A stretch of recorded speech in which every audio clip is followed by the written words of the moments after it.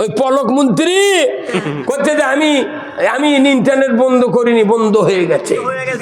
কতক্ষণ টাকা এই পলক মন্ত্রী কষে ইনুক ইনুক ইনুক ইনুক কষে যে তুমি মেম্বার দাঁড়ালে ভোট পালেন না, তোমার সরকার ভালো বুঝে তথ্যমন্ত্রী বানালো, তুমি খালি জামাত বিএনপির বিরুদ্ধে কথা বলে সংসদে, এই জন্য তার ফাঁসি দিয়ে মারা হলো।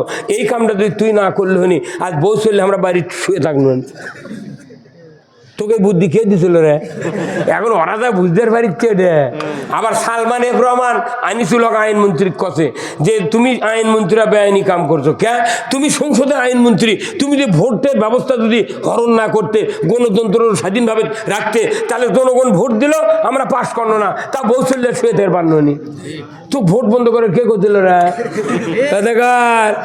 মনে করেন এই গ্রামের মধ্যে যদি দুই গ্রুপ মারামারি হয়, তাহলে দুই গ্রুপ মারামারি মানে একজনা এক গ্রুপের 4 ভাই আর এক গ্রুপের 2 ভাই, তাহলে 4 ভাইয়ের সাথে 2 ভাই পারবি? 4 ভাইয়ের একজন লাঠি লিয়েছে মারছে মাথার বাড়ি, 2 ভাইয়ের একজন মরে গেছে, মামলা হতে জেলখানায় চলে গেছে। 15 দিন বাড়ির ভাত থাকে পেটত। কয়দিন?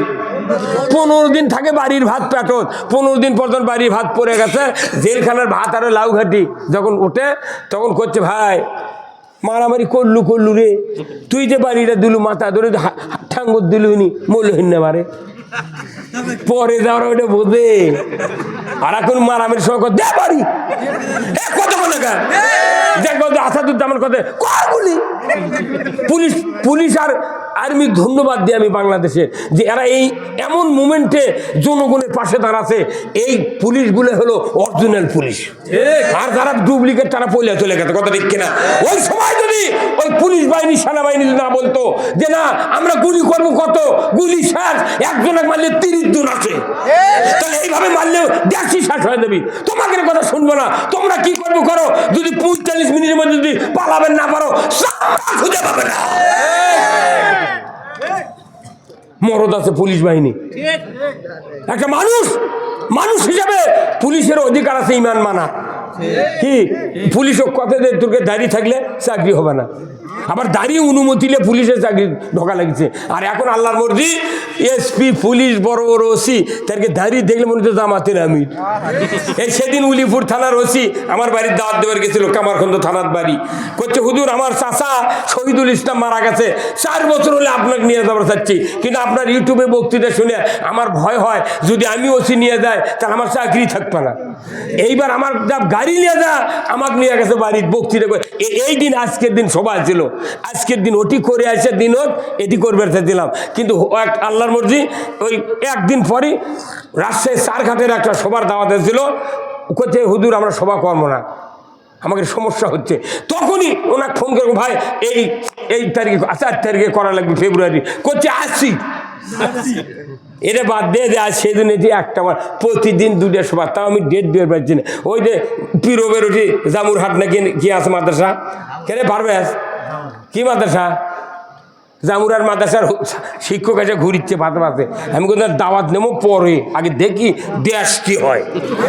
মুড়ি ভাজা লিছি আর রুটি গমের আটা ভাঙে থুছি, বানিয়ে নিয়ে সকালে বাড়াবো, কোনো থামাথামি নাই, চলবেই কথা কন না, কারো বিরুদ্ধে কথা কমো না, কোরআনের আইনের পক্ষে কথা কমো। বিএনপি যদি কয়দিন আমরা ইসলাম চাই, এইটা আমার মাতফুন নাকি মাপতুন ভাই কি সুন্দর কথা বলো যে না সবাই মিলে ইসলাম দরকার, এইরকম নেতা তো লাগবে। এগুলো দিয়ে ইসলাম এলে খালি ধর্মের পক্ষে এলে এলে হবে উমর ফারুকের চরিত্র। আমাকে হবে না কল দে, হবে না, একটু সময় লাগবে। তবে এইবার আল্লাহ দিলে উনি মানে খালি একটা ধাক্কা দিলি কাম হয়ে যাবে। হুজুর কথা কোন টাকা কি দেওয়া লাগবে? এই বাংলাদেশে ইসলাম বিজয় হোক। কারা কারা চান একটু হাত তোলেন তো দেখি। লিল্লাহে তাকবীর, নারায়ে তাকবীর, আল কোরআনের আলো, আল কোরআনের আলো, কোরআন হাদিস যেখানে দুনিয়ার মুসলিম, লিল্লাহে তাকবীর। এখন একটা মানুষ উঠে করছি কথা বুঝতে পারছেন? এটি একটা শিবিরের ছাত্র কি একটা সাধারণ মানুষ লাইফে উঠে স্লোগান দিলে কি ক্ষতি হবে? দেন না কি আপনারা? বক্তা মঞ্চ বসার সময় এই মাহফিলের তো স্লোগান দেওয়া লাগবে, তাহলে এই বক্তা এমনি ঘুরে দেবি না রে, এটি ফাইজলামও করা যাবে না। ওই কুয়াকাটার হাফিজারও যদি একটা সবাত বসতি স্লোগান দেওয়া লাগবে শ্রোতাগিরে, তাহলে ওই স্লোগান মানে কি বক্তা সতর্ক করে দেওয়া যে আমরা কোন গুরু বেটি তুই জানিস। পীর সাহেব যদি একটি বক্তৃতার বসফেল লাগে তখনই স্লোগান দিল ওই কবি না আমি এতদিন খালি জেকেরের কথা বলছি, তাহলে আল্লাহর দিন কায়েমের সংগ্রাম করা লাগবে, তবেই আমি সফল কাম। ইয়া আইয়ুহাল্লাযিনা আমানুত্তাকুল্লাহ ওয়াবতাগু ইলাইহিল ওয়াসিলাতা ওয়া জাহিদু ফি সাবিলিহি লাআল্লাকুম তুফলিহুন। আল্লাহর পাওয়া নৈকট্য লাভের জন্য ওসিলা তালাশ করো আর সংগ্রাম করো আল্লাহর পথে। এই জন্য বক্তা বসলি বসার সাথে সাথে স্লোগান দিতে হবে, তোর ঠিক কিনা? কি রাজি আছেন আপনারা? রাজি আছেন? বক্তা বসলি স্লোগান দেওয়া লাগবে, নেতা যে গ্রুপের হোক বক্তা যে গ্রুপের হোক, শ্রোতার চিন্তা করা লাগবে বক্তা যদি ঠিক লাইনে চালাবে চায়